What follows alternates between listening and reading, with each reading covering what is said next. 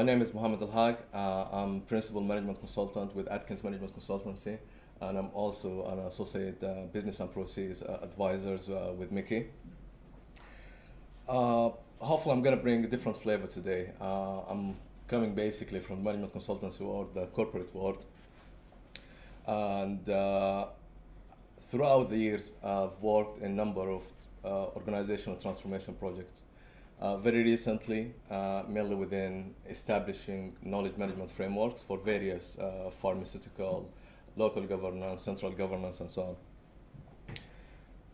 And knowledge management as a project seems to be one of the most challenging projects that we do face in the consultancy side for various reasons. From the start, there is no common agreement on what is knowledge management. On the other hand, there is no proper academic basis for module that would help the industry basically to identify and develop and roll out knowledge management frameworks. Therefore, there is a very high failure rates for this type of projects. Would anyone be able to guess what is the failure rate for deploying knowledge management projects? I mean, can anyone have a guess? 98%. How much, sorry? 98%. 98%. It's not as bad as that, because otherwise you wouldn't get the proper investment. I've done lots of research to try to find sort of like a proper solid academic basis to say what is the exact failure. There is some work is being done on both the corporate side and within the management consultancy industry as well on the academia. And the most conservative rate I found, it was 50%. So 50% of the knowledge management projects actually do fail. Why they do fail? For various reasons. And again, depending on the very particular project, why it's failed, someone get blamed here or there. It could be someone from the leadership, someone from the support services, and so on. So what I'm trying to do today is basically to look at what we've identified throughout the year in terms of, what are the common sort of like patterns for failures for knowledge management projects, and how we can try to overcome these challenges. So generally, to start with something which is, I always like to start with this when anything to do with knowledge management, because what is knowledge management? If you Google the word knowledge management, you would probably have over 200 description of what is knowledge management. The technical word, think of knowledge management in a certain concept. On the HR and the human side, people think of it in a totally different way. And if you go as far as those excellence models like AFKM and so on, they think about it in a different purpose. Within the project management arena, they think about it in a various way as well. So this is one of my favorite descriptions of knowledge management, and I'm gonna read it out loud. So knowledge management is the behaviors, the processes, standards, and technical solutions that allow you to share and use knowledge to support organizational strategic goals. So everything from individual behaviors all the way to systems being in place to business processes, which basically would support the organization to utilize the knowledge asset and enrich the internal knowledge sharing.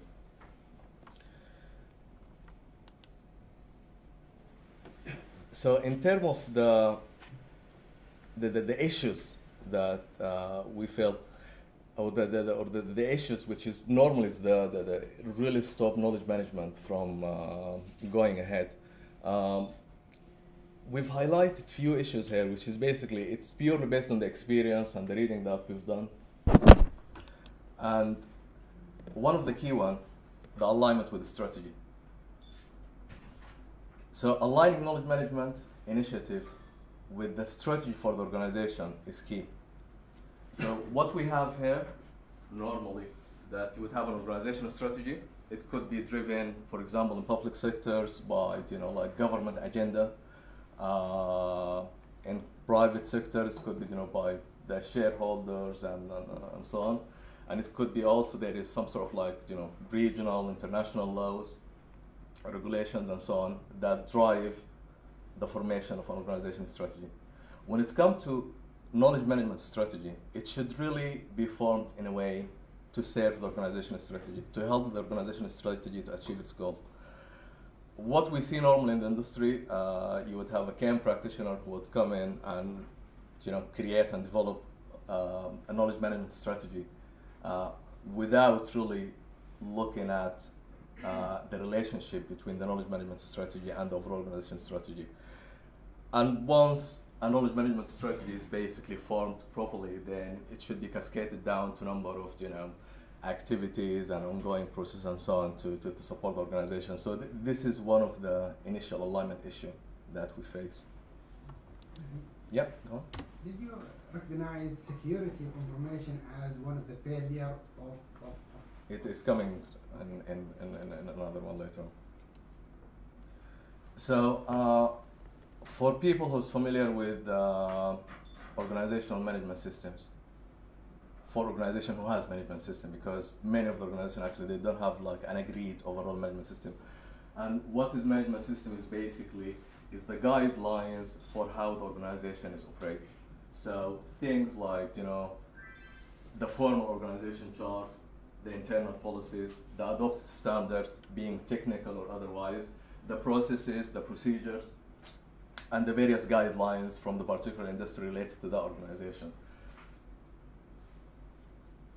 Normally, when you deploy a knowledge management initiative, you should really tailor it to fit within the management system for that organization. You shouldn't really sort of like bring something which is totally different.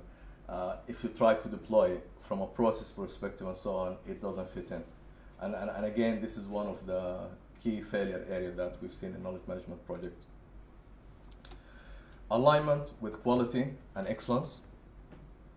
So various organizations, and I've seen this a lot in the Middle East actually, they have lots of ambitions for certifications and recognitions.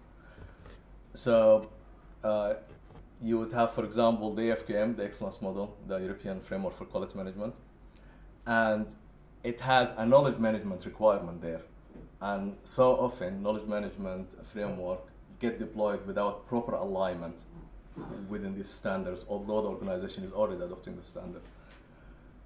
The ISOs, generally, whether the quality standards, ISO 9001 or the information security, ISO 27000, in some organization it is deployed, but again, when people sort of like initiate the framework for the knowledge management and deploy the proper processes and procedures and so on, it's not in alignment with what's already adopted within the organization.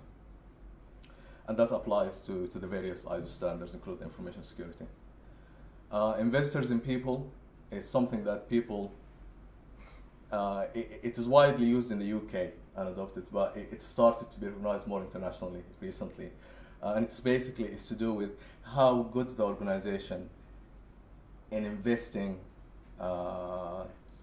within the learning aspect for people to actually achieve its strategic goals. And it has some knowledge management aspects as well. And again, often knowledge management framework get deployed without proper benchmarking against what's happening internally within the organization. The SIPS, the famous procurement standard, again has a certain knowledge management requirement, and again you would find organization who has already done so much work in implementing SIPS standards without really aligning properly with the appropriate elements within the knowledge management. So when it comes to things like knowledge related to their experience with buying and selling, and good experience and bad experience, and internal lessons learned from that, they would have totally different procedures which overlap with what a knowledge management initiative could introduce. The OPM3, which is the PMI standard for measuring the maturity for organization from a project management perspective, has lots of requirement for lessons learned throughout the project. So it's basically, we've done this project, we're finished, we're going to the next project, what we have learned. And again, you would see overlap, but quite often, I've seen on actually some organization where they would have 2 or 3 of these standards deployed already, and they would come and start a knowledge management initiative without really going and see what's really deployed within the organization, how we can deploy a knowledge management framework to fit in well within these standards. HR is a key issue. So within knowledge management, there is the softer side. So when it comes to things like shadowing, the actual overall thinking in terms of knowledge sharing and things like that, the HR actually has a great role. And they might already have programs for things like succession planning, job rotations, and so on, which could really be aligned very well with the adopted knowledge management framework, and often that doesn't happen. The PMO, as I mentioned, there is a lessons learned aspect. There is the entire project informatics in terms of the records for their risk, their quality, and their configuration management, and the change management aspect of it as well. And again, this has key learnings to be circulated within the organization every time they do similar project. And again, that's another challenging area. Performance management. That's one of, actually, I've never seen this happen anywhere. I've never seen a single organization who actually managed to align the performance management of the KM properly with the overall performance management system for the organization. So as we know, normally a performance management framework would be driven from the strategic objective on a yearly basis. A department would say, okay, this is the initiative that we are doing, and this is the business as usual activities that we are doing, and these are the performance targets, and then they would measure themselves accordingly. Yeah. So, I'm sorry. yeah, go on. You stated something very, very important. Yep. But the question is why? Why you haven't seen, this alignment with it's a very, very important issue. Yeah, definitely, definitely. To be honest, it varies from organization to another organization. You would have, there is the silo mentality, and that's normally there is the internal politics. There is in the Middle East, I've seen like, this is my initiative, that's your initiative, sort of things, and you would see 2 competing initiatives, although they could really merge together very well if the people really just sit down, look what are they trying to achieve as an organization, and work together to align their efforts. So yes, the silo is one reason, but there is hundreds of reasons why people resistance to change. That's a critical one as well. But that phase, let's say the majority of the transformation initiative, knowledge management normally has higher degree of resistance because the concept itself is quite new. Not many organizations actually, sort of like brave enough to introduce the concept of knowledge management. But I think it's mainly because countries over there, in developing countries are not countries of data culture, and that's very important. It's the data infrastructure, the data interchange, the comprehensiveness of the data, and that's why you don't see it. That's the reason, because it's a big wall. In developing countries, Yep. There is no investment in data. There is, but to be honest, just to be fair to the developed countries, even developed countries, Relatively. yeah, even developed countries, I've seen very similar issues. So, I mean, I've worked in knowledge management framework for people like the BBC to help their reporters share information. Johnson & Johnson's in the US, the pharmaceutical companies, so basically to help the researchers exchange data related to their research and the proper addressing of dictionaries and things like that. And although the severity might differ depending on the maturity of the country and the organization within that country, the overall symptoms, they are very, very similar. So, you guys look at time. So it's basically, on a performance management framework, the KM activities should really be addressed as part of the yearly planning. So what initiative we are doing this year, what business as usual activities that we are doing, what is the resources needed, what is the budget. And from that, when we have KPIs to actually measure the performance of a knowledge management initiative within an organization, that those KPIs should really be aligned to the same structure the performance management framework works in that organization. So if we have sort of like 2 tiers, KPIs or PIs and KPIs and overall index and things like that, it should really follow the same structure. And at the end, the overall KM performance management framework should not be really something different. It should be embedded as part of the knowledge management framework, of the organization performance management framework.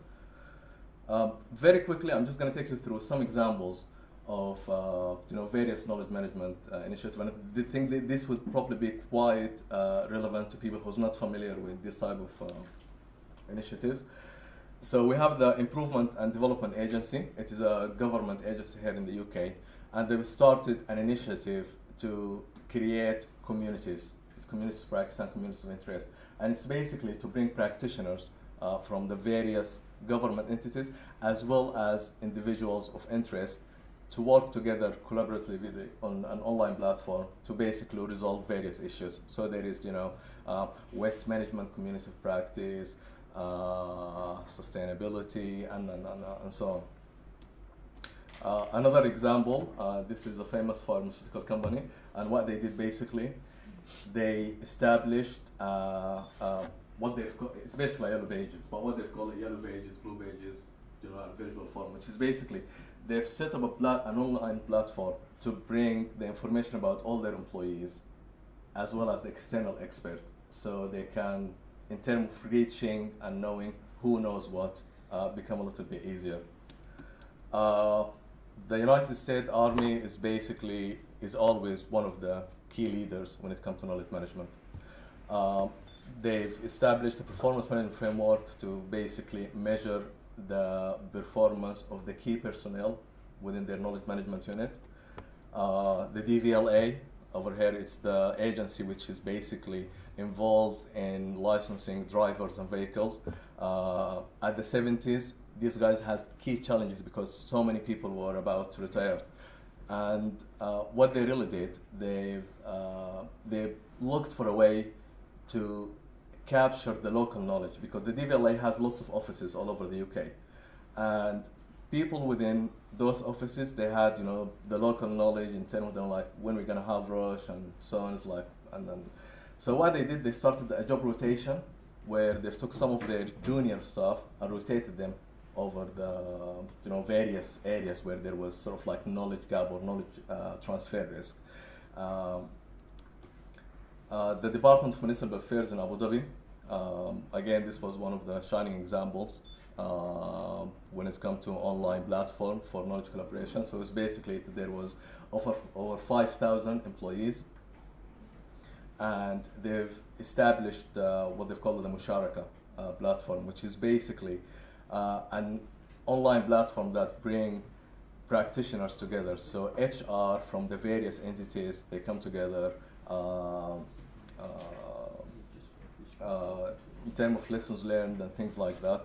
And it was one of the, probably from a technology perspective, it was one of the most complex solutions to be deployed within that region indeed. The land registry, again, they've created sort of like common portal to basically exchange their ideas, news, and things like that, and they've combined some of their internal portals as well. I'm gonna go through this quickly. So that's another strategy consultant, and they've built basically platform to share their internal knowledge. The US Army, again, Accenture, and the UK government setting up standard for information classifications, and so on. So all of these is good examples of how knowledge management can work. What they all fail to deliver basically is to deliver a fully integrated knowledge management framework. what they've looked for, areas where they can have some quick wins, and they've deployed it, and it did work. Okay. However, it's not really bringing the maximum benefit that you can get. So, what are we proposing, or what we thought is like could really work is like to really treat the organization, for me as a car. The organization is very complex, and there is lots of internal dependencies. If one part doesn't work, the entire thing doesn't work. And in terms of aligning strategic direction, leadership, the effective operation, they make sure that knowledge management actually fit in with all of these aspects. So what we advise for integrated knowledge management framework is basically to make sure that we integrate with the organizational strategy, we integrate with international best practices in terms of what's happening on the camera, integrating people with process and technology. Do not really deliver technology platform that no one uses or doesn't reflect the business process. And finally, integrating with the excellence standard. So at Mickey, we've actually developed a model to take KM practitioner through the formation of knowledge management framework. It's based on people, process, technology, and information management, and it goes through various project phases. And what it does basically, it looks at the direction and the guide from the organization itself to form KM strategy. Then from that knowledge management strategy, basically, it gives you the tools to select what is the appropriate component that would deliver benefit for you as an organization, then the proper support to support it as well. So the summary, KM is really very, very challenging and very complex type of projects. I've never seen anything more complex to deploy or more risky than knowledge management project. Sustainable renewable knowledge management would really support organizational excellence if we do it properly and in an integrated way.